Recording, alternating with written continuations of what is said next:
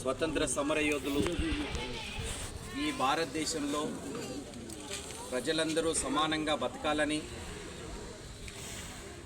లింగ ప్రాంత అనేటువంటి భేదాలు లేకుండా అందరికీ నాణ్యమైన విద్యను, వైద్యాన్ని, ఉపాధిని ఇవ్వాలనే ఒక మంచి ఆలోచనతోటి రాజ్యాంగం రాసి రాజ్యాంగం ఇచ్చినటువంటి నేడు ఇంకా ఆ కళలు పూర్తి కాలేదు. కాబట్టి ఆ కళలు పరిపూర్ణం కావాలనంటే మనమందరం ఐకమత్యంగా ఉండి మనకు రావాల్సినటువంటి హక్కులను సాధించుకోవడానికి ఒక మంచి విద్యా వ్యవస్థను ఏర్పాటు చేసుకోవడం, చదువుకున్న ప్రతి ఒక్కరికి ఉద్యోగ భద్రత కల్పించేటట్టు ఒక మంచి రాజ్యాన్ని మనం ఏర్పాటు చేసుకోవాల్సినటువంటి అవసరం ఉన్నది.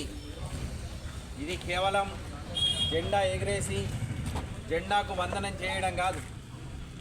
వాళ్ళు ఆ రోజు ఎట్లయితే పోరాటం చేసి మన కోసం కొన్ని రకాలైనటువంటి చట్టాలను, హక్కులను ఎట్లయితే మనకు రాసిచ్చిరో ఆ చట్టాలను, ఆ హక్కులను మనతో పాటు భవిష్యత్తు తరాలకు కూడా ఉపయోగపడేటట్టు మనం ఈ వ్యవస్థను తీర్చిదిద్దుకోవాల్సిన అవసరం ఉన్నది. వాస్తవానికి స్వాతంత్ర ఉద్యమం సమయంలో తర్వాత 10-20 సంవత్సరాలు ప్రజల శ్రేయస్సు కోరేటువంటి రాజకీయ నాయకులు వచ్చేది. ప్రజల కోసం పనిచేసేవాళ్ళు. ఒక్కొక్కరు 3 సార్లు, 4 సార్లు, 5 సార్లు ఎమ్మెల్యే అయినా వాళ్ళకు సొంత ఆస్తి అనేది లేకపోయేది ఒకప్పుడు. కానీ ఇవాళ చిన్న చిన్న గ్రామ స్థాయి లీడర్ నుంచి మొదలుకుంటే వాళ్ళే ప్రజల దగ్గర నుంచి పీడి ఎంచుకుంటూ డబ్బులు వసూలు చేస్తున్నారు తప్పించి ప్రజల కోసం ఇవాళ రాజకీయంలోకి రావట్లేదు. ప్రజల కోసం రాజకీయం చేసే వాళ్ళను మనం గుర్తించాలి. ఇవాళ మీరు అభివృద్ధి అనుకుంటే రోడ్లు, డ్రైనేజీలు కాదు, మీ చదువు అభివృద్ధిని చూపిస్తుంది. మీ విద్య, మంచి విద్య మీకు అందుతుందంటే అది అభివృద్ధి. మీకు అందరికీ వైద్యం అందుతుందంటే అది అభివృద్ధి. చదువుకున్న వాళ్ళకి అందరికీ ఉపాధి కల్పిస్తుంది అని అంటే అది అభివృద్ధి. కానీ విద్యతో ఎందుకు చదువుకుంటున్నాం మనం? ఉద్యోగం కోసం.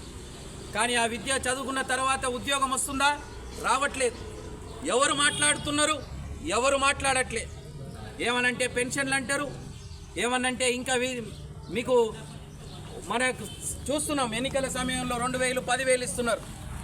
ఈ 2000, 10,000 మన చదువుకి ఇస్తుందా మన పిల్లలకు? కాబట్టి ఈ వ్యవస్థను మొత్తం ఇవాళ ఉన్నటువంటి రాజకీయ వ్యవస్థ అవినీతిపరమైనటువంటి వ్యవస్థ. పాపం ఆ రోజు జవహర్లాల్ నెహ్రూ, సుభాష్ చంద్రబోస్, భగత్ సింగ్, ఆజాద్, ఝాన్సీ లక్ష్మీబాయి లాంటి వాళ్ళు ఈ ప్రజలందరి కోసం చనిపోతే ఇవాళ ఉన్నటువంటి రాజకీయ వ్యవస్థ ఈ ప్రజలందరి నుంచి విప్పివీడ్చుకోవడానికి పనిచేస్తున్నారు.